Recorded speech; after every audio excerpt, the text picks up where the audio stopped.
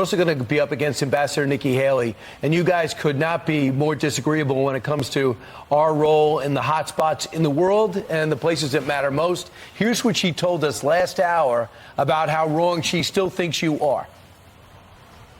When you talk about Ukraine, I understand that Americans are divided on what we should be doing with Ukraine, but Vivek was completely wrong to say that we have to choose between the border or protecting our national security. We do it all. We do it all to make sure we keep Americans safe.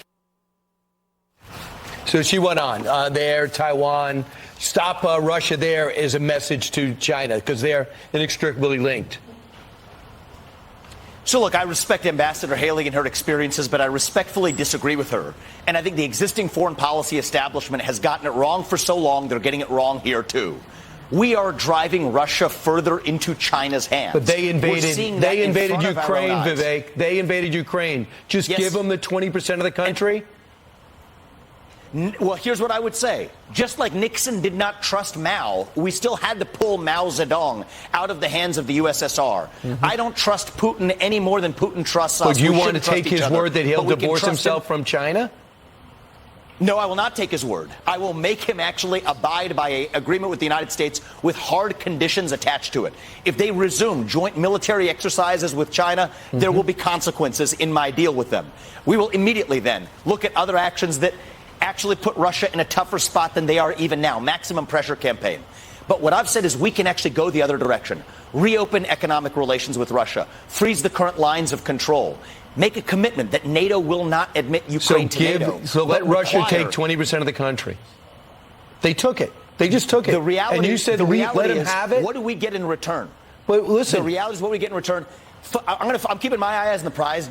Brian, here's the eye on the prize. The Russia-China alliance is the greatest threat the United States faces. There is not a single candidate in either party who has offered a coherent plan of how to disband that alliance. I have. And I want to use the Ukraine war as a chance to bring that alliance apart. That will be the single greatest advance in U.S. national security. We're watching the Russian army deconstructed before our eyes. We're watching the Russian army deconstructed before our eyes without any American blood. They are the aggressors, and our foreign policy did win us the Cold War, which I assume you know.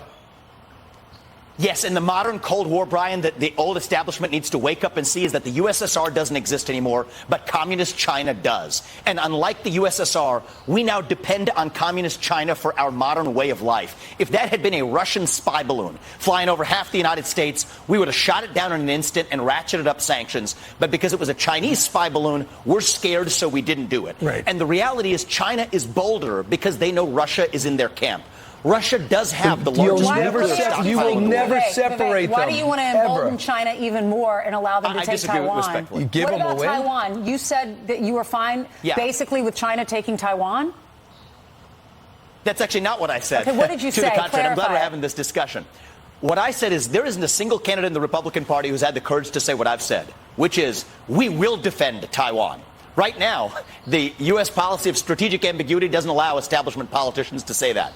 The U.S. policy in both parties is a one-China policy. I say move beyond that to strategic clarity.